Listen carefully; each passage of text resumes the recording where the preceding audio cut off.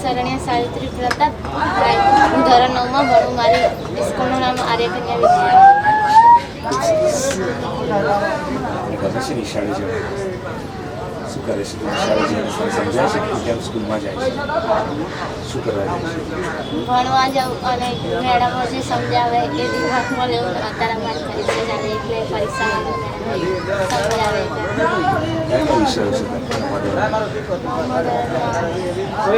ગુજરાતી, પછી ઇંગ્લિશ, હિન્દી, સંસ્કૃત, વિજ્ઞાન, સામાજિક વિજ્ઞાન,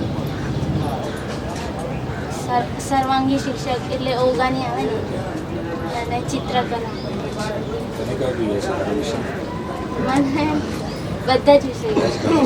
ખૂબ સરસ. તને સમજાય છે કે તું અવધું ભણીને આગળ શું કરવા માંગે છે? તને ખ્યાલ છે તું શું કરવા માંગે છે આગળ? તો મને તો આમ તો ચિત્રમાં બહુ ઇન્ટરેસ્ટ છે, પણ મારી મમ્મી પપ્પા કહે છે કે તારે સીવણ ક્લાસ કરવાનું. મેં જોયું ત્યાં એક ચિત્ર બનાવેલું છે, નામ લક્ષ્મણ. એટલે પોતે જ વિચારીને બનાવ્યું. તને ગમ્યું અમે આજે આવ્યા તો મળવા તમને?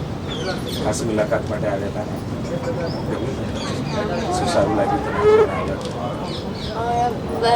મેડમે ઇનામ આપ્યું, પછી મસ્ત વાર્તા કરી અને અમને બધું સમજાયું. એ બધું મને જે વાર્તા કહી એમાં સમજણ પડી તને? શું કહેવા માંગે છે વાર્તા?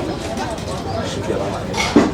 એટલે કે બહુ વધુ પડતું બોલવું નહીં સારું, અને પાણીનો બગાડ નહીં.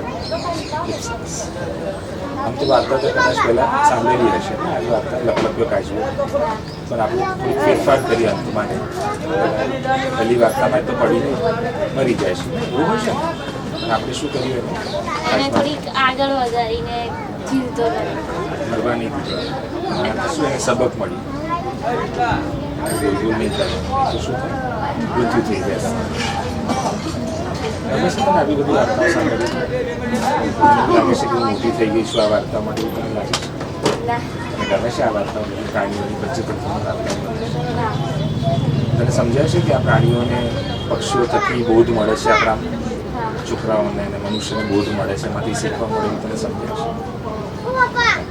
હવે તારે જ આ વાર્તા કરવાની હતી, તું કરી શકે તારી રીતના?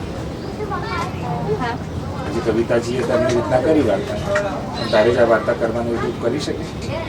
કરી શકે તને ગમશે? Okay, thank you.